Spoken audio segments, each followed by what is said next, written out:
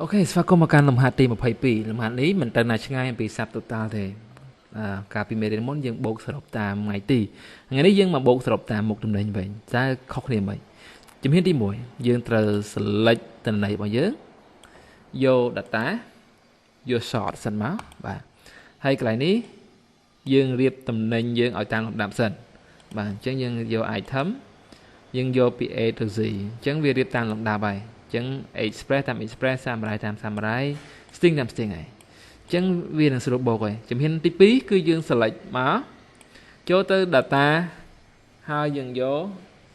sub total ដូចមុនបាទឥឡូវយើងយក sub total មក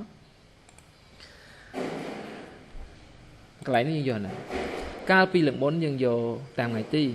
ឡូវនេះយើងយកតាម item វិញម្ដងបាទព្រោះយើងចង់ដឹងតាមមុខទំនិញ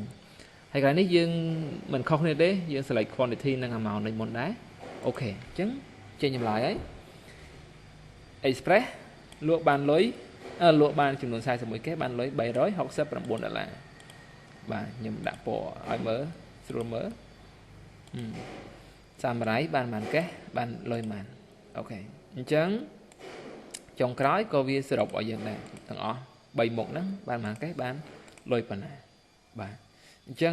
វាខុសគ្នាជាមួយលំហាត់មុនតែបន្តិចទេបើយើងចង់បូកតាម item គឺយើងត្រូវ sort item ហ្នឹងឲ្យវានៅតាមលំដាប់ដោយសិនអូខេអរគុណជួបគ្នានៅលំហាត់ក្រោយទៀត